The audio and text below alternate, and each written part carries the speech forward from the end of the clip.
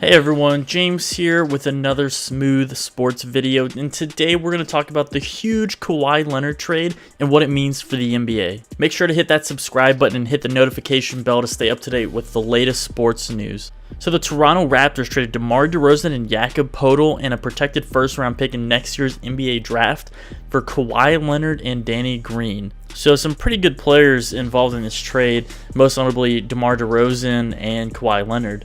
Now, obviously, this is a giant risk for Toronto, as everyone knows that Leonard wants to come to Los Angeles. However, if they can get to the NBA Finals or maybe just make a deep playoff run like the Conference Finals, that might be enough where they can be able to convince him to re-sign, because Toronto can actually re-sign him to a 5-year, $190 million max contract next summer. In order for that to happen, though, he has to first prove that he's healthy again and he can still be that same superstar, top 2, 3, top 5 player. If he does decide to leave, though, then the Raptors would have the cap space to rebuild next summer, since they cleared DeRozan's contract and obviously Kawhi's contract would fall off of their payroll. Obviously, they don't want that to happen. They want to be a winning team and they want this to all work out, but that's a little bonus that they could get next year if this all doesn't work out.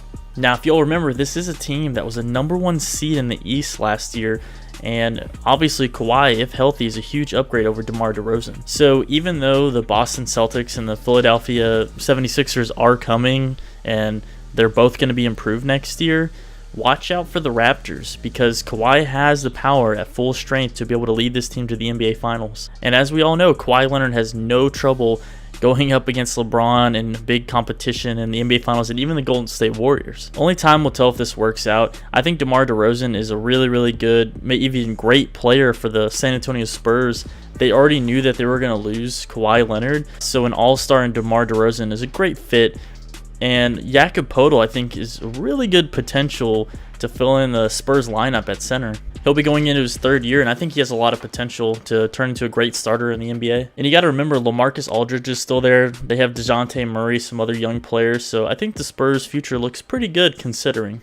I think the East got a lot more interesting, a lot more competitive, and it's really good for the NBA. Now, the Eastern Conference is going to have the big 3, maybe big 4 if you want to count Milwaukee, but I'm not too sure about them.